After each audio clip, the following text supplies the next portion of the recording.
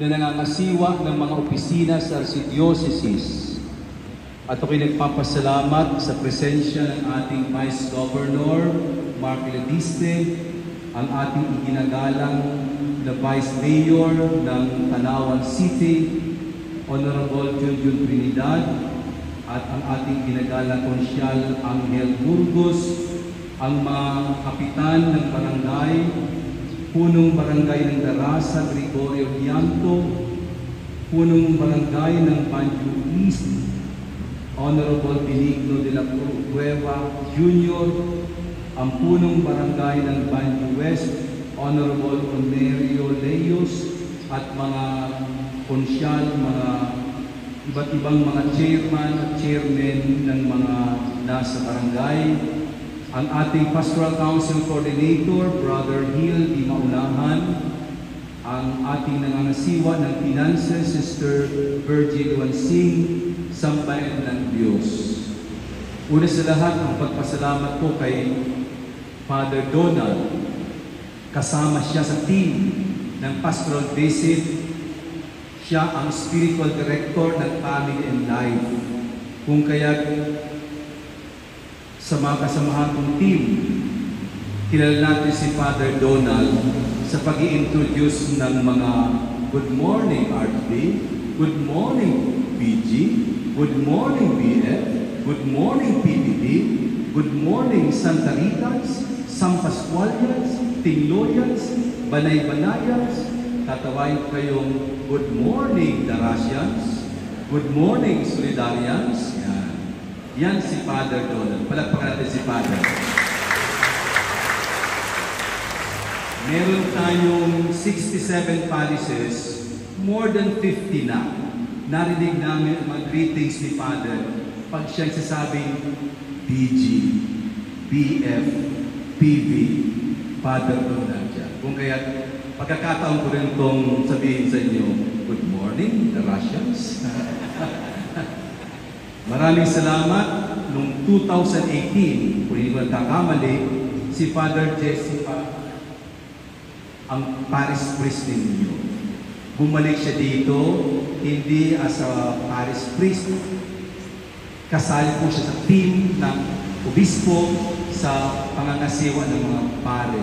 Father Jesse, maraming salamat. Maligpayan ka dito sa inyong parokya. Palakpakan si Father Jesse.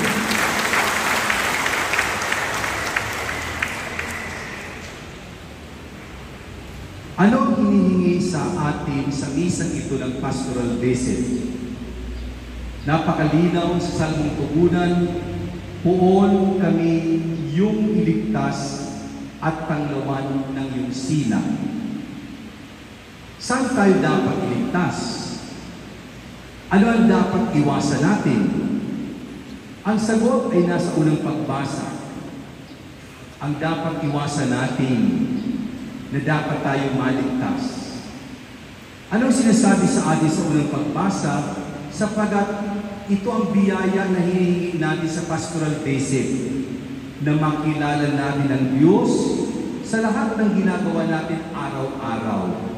To acknowledge, to recognize God in our daily life.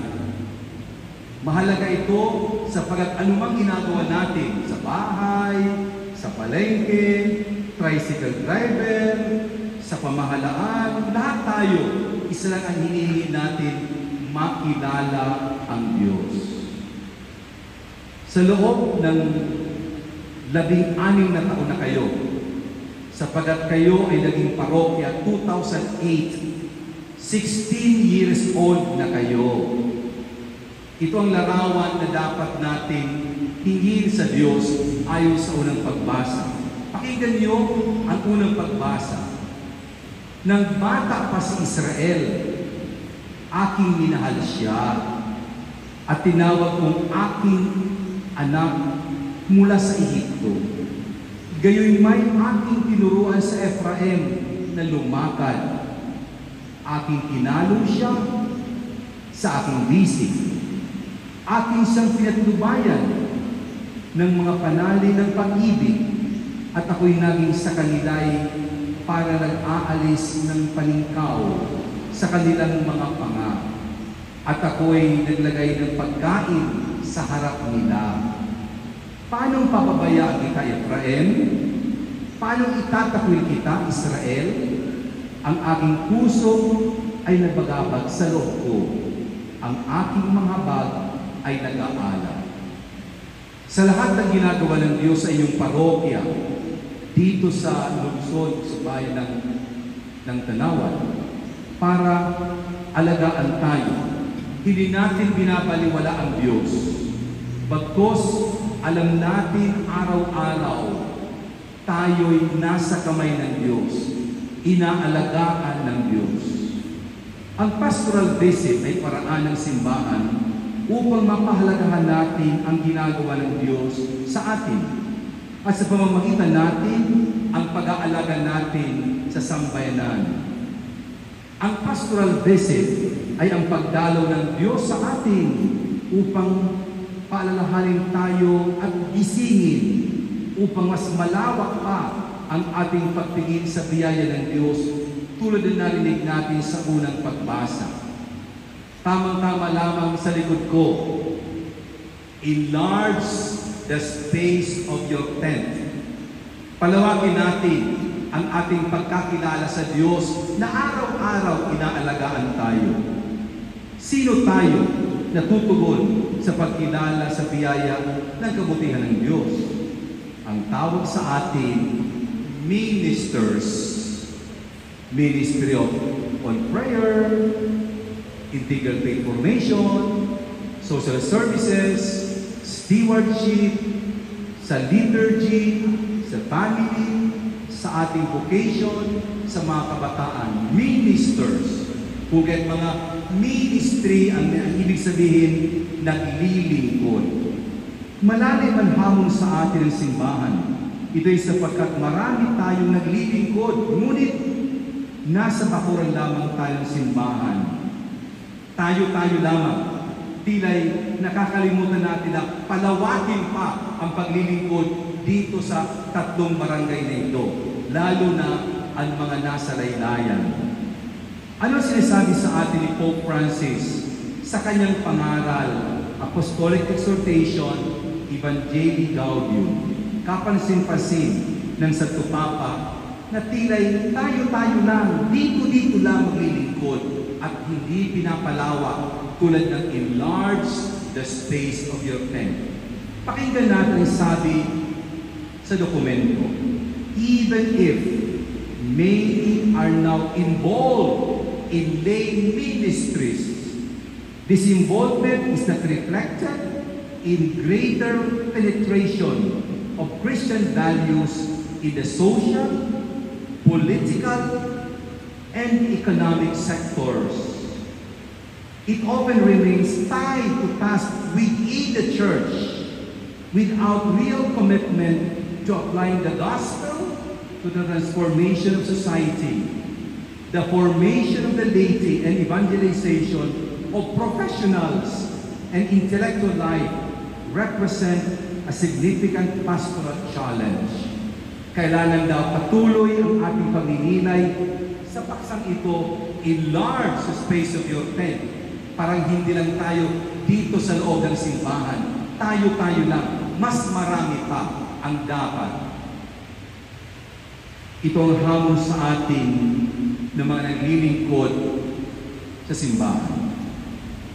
Paghubog ng kamalayan sa mga pangangailangan ng parokya. Mga kapatid, paghandaan ninyo ang taon 2028. Father Don, 2028 is your 20th year. Kung ang obispo ay dumadalaw ng every 5 years, sa loob ulit ng 5 taon, patungong isip ng parokya ng Nuestra Señora de la Soledad, 20 years by 2028. Harinawa ang isip ng lahat, sama-sama, hindi lang tayo-tayo rito, patungo sa pagdiriwang ng 2028. 20 years anniversary of the parish. Ngayon, 16 years na kayo. 17, 18, 19, and 20. 4 na taon patungong isip ng parokya. At ang ating pagpupulong ngayon ay ang pagpaplano paano tayo tutugon sa tinatawag na synodality, sama-sama na lalakbay sa isang patutunguhan, kaharian ng Diyos. Hari nawa sa ating pastoral visit, makita natin ang mga sagabal sa panlalakbay na maayos. Tinutulungan tayo sa Benito upang alisin ang mga demonyo, ang mga sagabal sa ating paglalakbay. Pagpalain ang parokya ng Nuestra Señora de la Soledad. Pagpalain ang inyong bayan, ang inyong city. Hari nawa, buo tayo sa paglilingkod at mayroon tayong patutunguhan sa gabay ng Espiritu Santo. Amen. Tumahimik sa balik at makinig.